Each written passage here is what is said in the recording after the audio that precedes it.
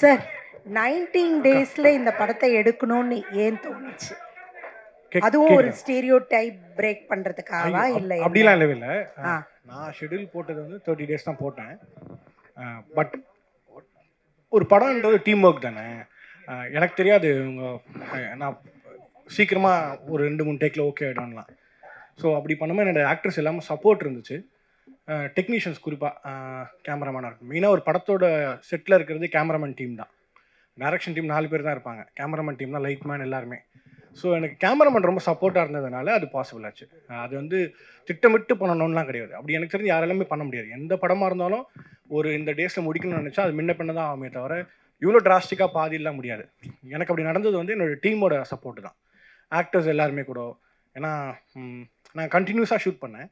நான் லஞ்ச் பிரேக்லாம் விட்டவே இல்லை. இவங்கெல்லாம் நான் சாப்பிடவே இல்லை. ரொம்ப டார்ச்சர் பண்ணியிருக்கேன். ஸோ யாருமே அப்படி கோச்சிக்கவே இல்லை. ஸோ என்ன நீங்கள் இப்படி கண்டினியூஸாக ஷூட் பண்ணுறீங்கன்னா யாருமே கேட்கல. எல்லோரும் ரொம்ப நம்பினாங்க. ஸோ அதனால் அது பாசிபிள் ஆச்சு. அது வந்து இல்லை அந்த மாதிரிலாம் எனக்கு நான் பிளான் பண்ணி எனக்கு என்ன எடுக்கணும்னு எப்பவுமே தெரியும். அது மட்டும் தான் நான் ஷூட் பண்ணுவேன். வேறு யாருன்னா எக்ஸ்ட்ரா எடுத்துக்கணும் கூட எடுக்க மாட்டேன். அது எனக்கு ஆனால் பழக்கம். ஸோ அப்படின்னும் போது என்ன நம்பினாங்க எல்லாருமே. ஆக்சுவலாக நான் இதுதான் ஓகே அப்படின்னா அதை நான் ஃபஸ்ட்டு ஒரு டேரக்டரை ட்ரஸ்ட் பண்ணணும்ல. கேமராமேன் ட்ரஸ்ட், டீமே ட்ரஸ்ட் பண்ணணும். ஏன்னா படத்தை நான் எழுதியிருக்கிறத வந்து நான் என்னோட இமேஜினேஷன் ஒன்று இருக்கும்ல, அதுதான் நான் எடுக்கிறேன்றதை கூட இருக்கவங்க முதல்ல நம்பணும். அதை நம்பாத போது தான் நமக்கு சிக்கல்கள் வரும். எனக்கு இதில் எல்லாரும் நம்பிட்டாங்க. அதனால ரொம்ப ஈஸியாக இருந்துச்சுன்னு நினைக்கிறேன். Director sir, Jayachandran sir. வணக்கண்ணா சார். இப்போது பெண் சுதந்திரம் அப்படின்னு சொல்லிட்டு தான் இந்த படத்தை எடுத்திருக்கீங்க. ஏற்கனவே லிஜோ வந்து இன்னொரு படம் நடிச்சிருந்தாங்க, காதல் என்பது பொது உடைமை அப்படின்னு சொல்லிட்டு. கிட்டத்தட்ட அதை வந்து பெண் சுதந்திரம் அப்படின்னு தான் சொன்னாங்க. பட் இந்த படத்தில் நீங்கள் வந்து 2 பெண்களுக்கு இடையில் உள்ள ஒரு பிரச்சனையை தான் நீங்கள் காரணம் பண்ணிருக்கீங்க. ட்ரெய்லர் பார்த்தா அப்படி தெரியுது. நீ என் புருஷனை கேட்க வந்தியா அப்படின்ற மாதிரி தான் கேட்குறாங்க. ஒரு டைலாக் வருது. நீங்கள் இந்த பெண் சுதந்திரம்ன்றதை வந்து எந்த வகையில் வரையறுக்கிறீங்க? அதுவும் இல்லாமல் இப்போது அமெரிக்காவிலேருந்து நிறைய இந்தியர்களை வந்து வெளியேற்றினாங்க. நிறைய ஆண்கள் தான் வந்தாங்க. அவங்களுக்கு கையில் விலங்கு காலில் விலங்கு போட்டு கொண்டு வந்தாங்க. அது எந்த வகையில் பார்க்குறீங்க? அது ஒரு சுதந்திரமா? இல்லை இந்தியா வந்து சுதந்திரமாக தான் இருக்குது. போர் விமானத்தில் கொண்டு வந்து இங்கே இந்தியாவில் இறக்குனாங்க. இதை பற்றியெல்லாம் அவங்களோட கருத்து ஏதாவது கொஞ்சம் சொல்ல முடியுமா? ஆனால் கையில் விலங்கு வந்து ஆணுக்கு போட்டாலும் தப்பு தான், எந்த மனிதருக்குமே போட்டாலும் தப்பு தான். அது ஒன்று. இது குறிப்பாக இது பெண்ணிய படமே இல்லை. ஆக்சுவலாக இது வந்து நான் ஒரு ஆணாக இருக்கிறதுனால குறிப்பாக இது பெண்ணிய படம் இல்லை. பெண் விடுதலை என்பது எல்லாருக்குமானது தான். ஸோ வந்து பெண் விடுதலை பற்றி இந்த படம் பேசலை. நான் கண்டிப்பாக பெண் விடுதலை என்பது பெண்ணுக்கானது. அது ஒரு பெண்ணை பெற்றுக்கொள்வாள். நான் ஒரு ஆணாக அதை பற்றி பேசணுன்ற அவசியம் இல்லைன்னு நினைக்கிறேன். அது நீங்கள் படம் பார்த்துட்டு நீங்கள் சொல்லணும். உங்ககிட்ட கேட்பேன். நீங்கள் இல்லை, நான் வந்து இப்போது இந்த பக்கத்தில் போனீங்கன்னா இங்கேருந்து பாருங்கன்னு சொன்னால் நீங்கள் அதை பார்த்துட்டிங்கன்னா உங்களுக்கு அதே தான் தோணும். ஆமாம். இல்லை, அது நான் ஒரு ஐயா நான் அது வந்து ஒரு சர்ப்ரைஸாக வச்சுருக்கேன். இல்லை, மையம்ன்றது அதான் எனக்கு என்ன நான் முதல்ல என்னது இல்லை கற்புன்றலாம் நம்பிக்கையே இல்லை. அது வந்து அதுதான் ஓகேவா. நான் என்ன சொல்கிறேன்னா, ஏன் ஜென்டில் அப்படின்னு நான் சொல்கிறனாலே, நீங்கள் பெண் என்பவள் மென்மையானவள், அழகானவள், அப்புறம் வந்து பியூட்டிஃபுல் உமன் தான் சொல்கிறோம். ஆனால் அவங்களுக்கு நம்ம ஜென்டில்னு சொல்ல மாட்டோம். ஆண் என்பவன் வீரமானவன், கம்பீரமானவன் சொல்கிறோம். ஆனால் அவங்களுக்கு ஜென்டில்ன்ற வைக்கிறோம்ல. இந்த ஸ்பேஸ் தான் நான் பெர்ஸ்பெக்டிவ் சேஞ்சாக இருக்கும்னு நான் நம்புகிறேன். ஸோ நீங்கள் படம் பார்த்துட்டு நீங்கள் தான் சொல்லணும் இது யார் ஜென்டில் உமன் அப்படின்ற. அதான் அது இல்லை, நீங்கள் லேடிஸ்ன்ற கேள்வி மைக்கில் கேட்டுறேன் சார். இப்போ எல்லா இடத்துலையும் பேசும்போது பெண்களுக்கு தான் முன்னுரிமை அப்படின்னு சொல்கிறாங்க. எல்லா இடத்துலையும் அப்படி தான் இருக்குது. மகளிருக்கு தான் இலவச பஸ் பாஸ்லாம் கொடுத்துருக்காங்க.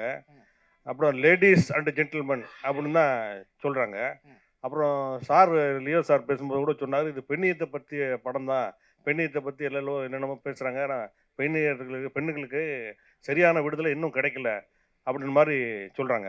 நீங்கள் வந்து பெண்ணியல் பற்றி பேசலை அப்படின்னு சொல்கிறீங்க. இப்போ என்ன கன்ஃபியூஷன் சார் இந்த படத்தில்? இல்லை, கதாசிரியராக நான் தான் அந்த கதை என்னன்றது சொல்ல முடியும்ல ஆஸ் அ டேரக்டராக. அது ஒரு பெர்ஸ்பெக்டிவாக கூட இருக்கலாம். மேபி ஒருத்தருக்கு பார்வை மாறோன்னா அவர் வேறு அதான். பட் ஆஸ் அ டேரக்டராக நான் இந்த படத்தை வந்து என்னவா பார்க்குறேன்னு ஒன்று இருக்குல்ல, அதுதான் நான் என்னோட பெர்ஸ்பெக்டிவ் சொல்கிறேன்.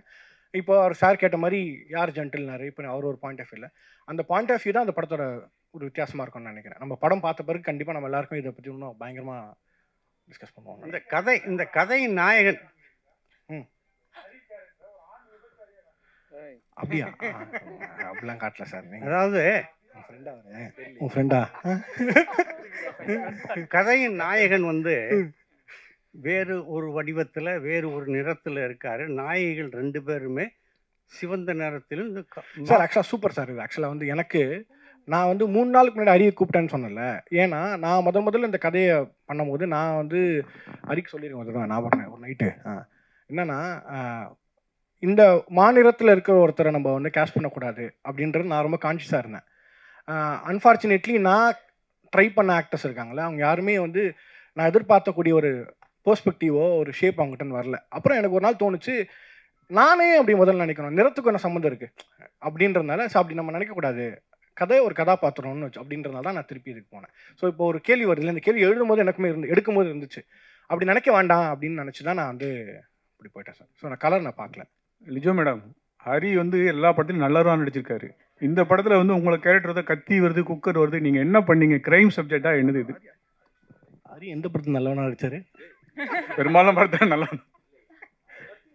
இது வந்து கிரைம் சப்ஜெக்டா, அவரை நீங்கள் என்ன பண்ணீங்க? நான் அவர் எதுவுமே பண்ணல. இல்லை, இது ஒரு க்ரைம் சப்ஜெக்ட் எல்லாம் இல்லை. நான் இங்கே எல்லாரும் முன்னாடியே பேசின மாதிரி நிறைய விஷயங்கள்ல நிறைய பேரோட பெர்ஸ்பெக்டிவ்ஸை சேஞ்ச் பண்ணுற மாதிரி ஒரு படம். பட் இது த்ரில்லர் சப்ஜெக்டே இல்லை. நீங்கள் படம் பார்த்துட்டு நீங்கள் சொல்லுங்கள் இது என்ன ஜானரில் வேற படம். டைரக்டர் சார், இன்னொரு கேள்வி. அதாவது பெரும்பாலும் படங்கள் வந்து தமிழ் படங்கள் வந்து வெளிநாட்டு படங்களை தழுவித்தான் எடுக்கிறாங்க அப்படிங்கிற ஒரு குற்றச்சாட்டு இருக்குது. இது வந்து பார்த்தீங்கன்னா ஒரு மென்மையான ஒரு சோகம் இதில் படர்ந்திருக்க மாதிரி தெரியுது இந்த படத்தில். ஆனால் இதே நேரத்தில் 2 விமன் இந்த சோஃபியா லோரன் நடித்த படம் ஒன்று முன்ன வந்தது. 2 விமன் சோஃபியா லாரன் நடித்த படம். Sophia Loren, okay. அது வந்து 2 பெண்களை பற்றியது தான், அம்மா மகளை பற்றியது தான். அந்த இதை தழுவி நீங்கள் கதையை காப்பியா அப்படின்னு கேட்குறீங்களா? காப்பியான்னு கேட்கல, தழுவல் இன்ஸ்பிரேஷன்றது உருட்டு தானே. இன்ஸ்பிரேஷன் அந்த இதை வச்சுட்டு வரலாம்ல. இது ஒரு பெண்ணு அது ஒரு பெண்ணு. இல்லை ஆக்சுவலாக எனக்கு நீங்கள் சோஃபியா ஆரணுன்னே நானும் லைட்டாக அப்படியே அப்படி ஒன்று யாருன்ற மூஞ்சி ஞாபகமே வரல எனக்கு அந்த அளவுக்கு தான். ஸோ அப்படி எதுவுமே இல்லை கண்டிப்பாக. இது சார் ஆக்சுவலாக அது ரொம்ப ரொம்ப ஈஸியான காமனான கதை தான் சார். ரொம்ப ரொம்ப பயங்கரமான யோசிக்கல, ரொம்ப பழைய கதை தான். மேபி அது வந்து ப்ரெசென்ட் பண்ண பிளேட்டு தான் டிஃப்ரெண்ட்டாக இருக்கும். நமக்கு ரொம்ப பரிச்சயமானது தான் அந்த படமே.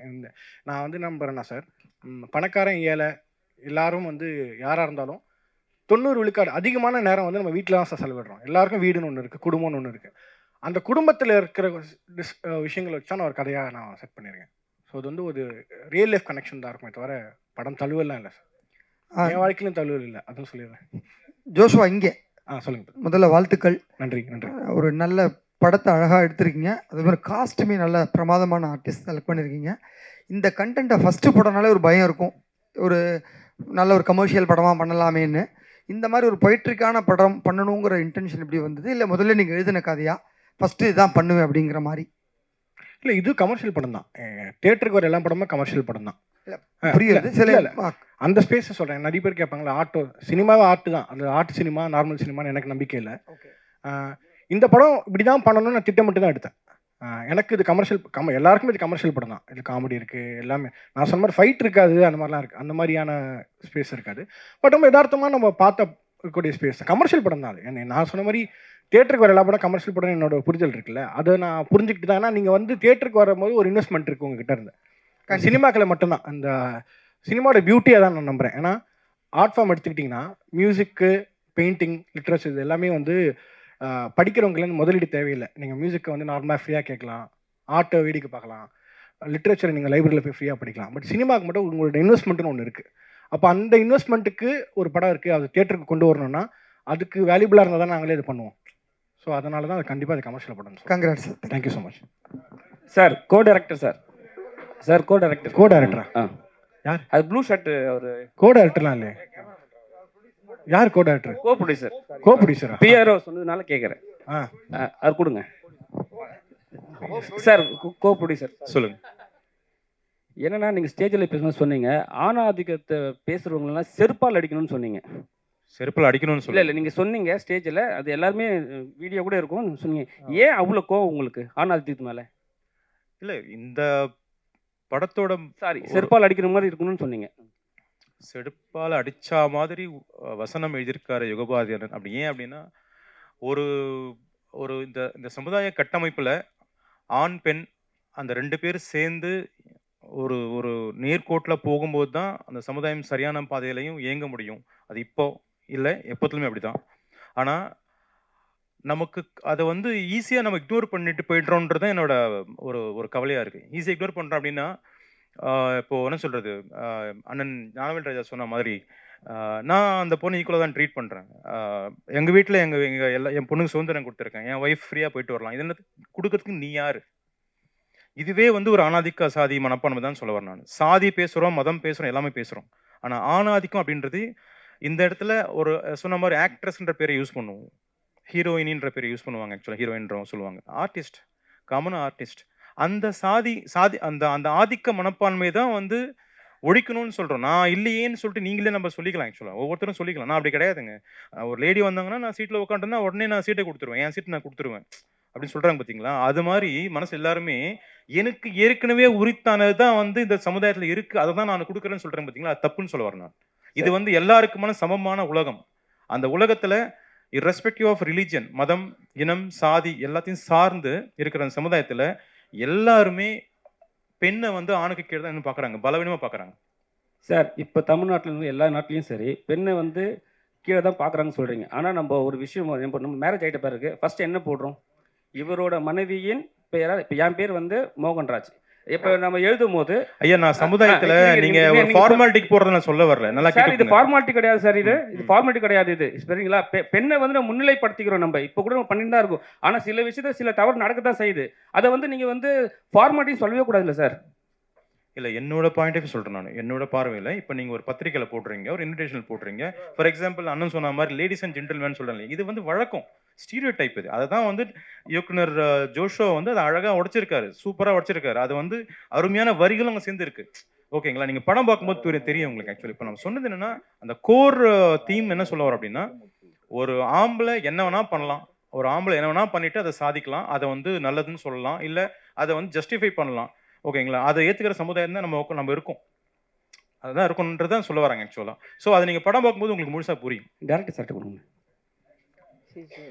டேரக்டர் சார், நீங்கள் படத்தில் வந்து நீங்கள் சொல்லியிருக்கீங்க, அந்த சாங்ஸ் ஒன்று காட்டியிருக்கீங்க, கண்ணாடி உடைச்சிட்டு அந்த பெண் வந்து பொட்டு தாலி எல்லாம் எடுக்கிறாங்கன்ட்டு. ஆனால் தமிழ்நாட்டில் பொறுத்த வரைக்கும் நம்ம தாலிக்கு பெரிய முக்கியத்துவம் கொடுப்போம். சரிங்களா? பெண்கள்னாவே தாலி, குடும்பத்து பெண்கள்னாவே அந்த விஷயத்த வந்து மறக்கவே மாட்டாங்க யாருமே. சரிங்களா? நீங்கள் வந்து ஒரு விஷயத்த உடைச்சிருக்கீங்க. இது தமிழ்நாட்டில் எந்த விதம் சாத்தியம்? இல்லைண்ணா, ஆக்சுவலாக வந்து நீங்கள் சொல்கிறீங்களே தமிழ்நாட்டில் அப்படி, அது வந்து நம்ம எல்லா மக்களோட கருத்தாக நான் சொல்ல முடியாதுல்ல.